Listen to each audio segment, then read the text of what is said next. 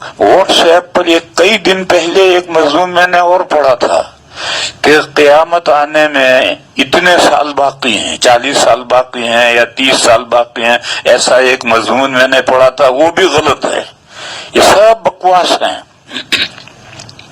اور دلیل اس کی یہ ہے کہ قیامت کب آئے گی اس کا پتہ تو اس ہستی کو جس کو اللہ نے ساری کائنات سے زیادہ علم دیا ہے اس کو بھی نہیں معلوم تھا کہ قیامت کب آئے گی، اور جس بندے نے سوال کیا تھا وہ تمام نبیوں کے پاس وہی لے کر وہی آتے رہے، ان کو بھی نہیں معلوم تھا، بلکہ جو فرشتہ سور اٹھائے ہو کھڑا ہے اس کو بھی پتہ نہیں کہ قیامت کب آئے گی اور سور کب پھونکا جائے گا، اور انہوں نے طے کر کے بتا دیا کہ اب 40 سال باقی رہے ہیں قیامت کے آنے میں۔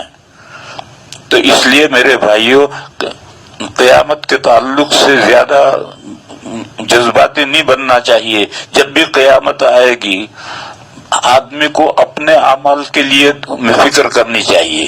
ایک حدیث ہے،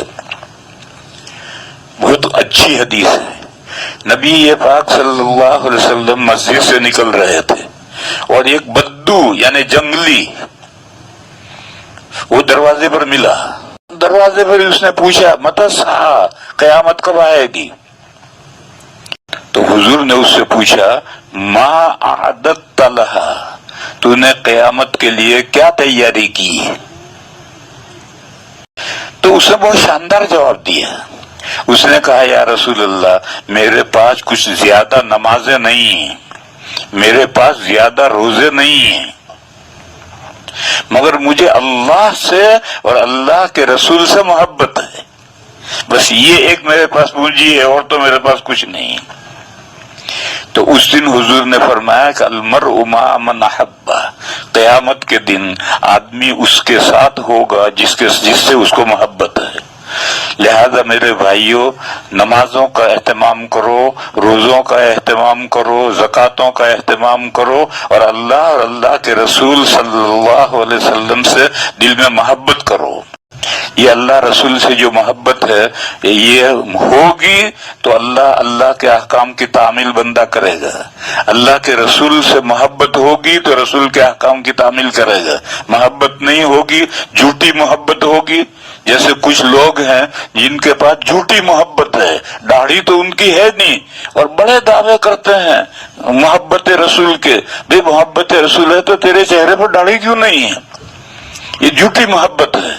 تو سچی محبت ہونی چاہیے، زیادہ سے زیادہ اللہ کا ذکر کرو، زیادہ سے زیادہ درود شریف پڑھو، اور اللہ کے احکام کی اور اللہ کے رسول کے احکام کی تعمیل کرو۔ یہ قیامت کی تیاری کرنا یہ اصل کام ہے۔ تو اس بندے نے پوچھا تھا متی الساعہ، قیامت کب آ رہی ہے؟ تو حضور نے فرمایا، حضور نے نہیں کہا کہ فلاں دن آ رہی ہے، یہ نہیں فرمایا، بلکہ یہ فرمایا کہ ما اعددت لہا، تو نے قیامت کے لیے کیا تیاری کر رکھی ہے جو تو بےتاب ہو کر پوچھ رہا ہے کہ قیامت کب آ رہی ہے؟ تو اس نے بہت شاندار جواب دیا، اور حضور نے فرمایا کہ المرء مع من احب۔ صحابہ بہت خوش ہوئے کیونکہ تمام صحابہ کو حضور سے بے پناہ محبت تھی، اور دنیا میں تو ساتھ تھا ہی، آخرت میں ساتھ ہوگا یا نہیں ہوگا اس حدیث سے معلوم ہے کہ آخرت میں بھی ساتھ ہوگا۔ میرے بزرگوں اور بھائیوں، قیامت کا انتظار تو یہ یہودی کرتے ہیں، ہمیں تو یہ تعلیم ہے کہ ہر نماز کے بعد دجال سے پناہ چاہو۔ ہم کیوں انتظار کریں دجال کا؟ دجال آئے گا اس کے بعد ہی تو قیامت آئے گی، ہمیں تو اسے پناہ چاہنے کا حکم ہے۔ ہر آدمی کو یہ نماز پڑھ کہ اللہ مجھے دجال سے اور دجال کے فتنے سے محفوظ رکھ، یہ دعا کرنی چاہیے۔ اور یہ جو یہودی ہیں ان کے نزدیک حضرت عیسیٰ علیہ السلام وہ تو مسیح، وہ دجال تھے، اور وہ اپنے خیال کے مطابق انہوں نے ان کو سولی پر چڑھایا، اور مسیح ہدایت کا وہ انتظار کر رہے ہیں۔ لندن میں پورے یورپ کے سب سے بڑا پادری تھا، اس سے میری ملاقات ہوئی، تو میں نے اس سے پوچھا کہ تم اپنے عقائد لکھ کر مجھے دو، کیا تمہارے عقیدے ہیں؟ تو اس نے کہا بعد میں دوں گا میں. پھر بعد میں اس نے بھیجے وہ عقیدے, چھپے ہوئے عقیدے بھیجے. تو 7 عقیدے تو اللہ کے تعلق سے ہیں اور 6 عقیدے دوسرے ہیں رسالت کے تعلق سے ہیں. اس میں جو آخری عقیدہ اس نے لکھا کہ جوئش کا مسیح آنے والا ہے, یہودیوں کا جو مسیح ہدایت ہے وہ آنے والا ہے, اور وہ اس کا بے تابی سے انتظار کر رہے ہیں, اس کی ساری تیاریاں کر رہے ہیں, وہ پیلی گائے بھی ڈھونڈ رہے ہیں اور پتہ نہیں کیا کیا کر رہے ہیں, ساری دنیا کو ایک کرنے کے لیے محنتیں بھی کر رہے ہیں تاکہ ان کا دجال آئے تو ساری دنیا میں وہ بھٹک سکے, گھوم سکے.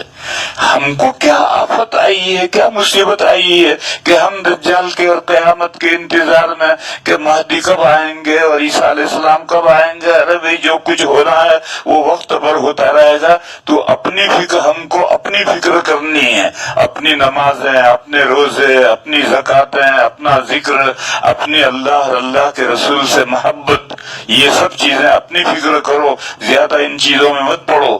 اور یہ جو واٹس ایپ پر بیانات آتے ہیں, ان زیادہ بیانات کا بھی زیادہ اعتبار نہیں کرنا چاہیے. وآخر دعوانا ان الحمدللہ رب العالمین.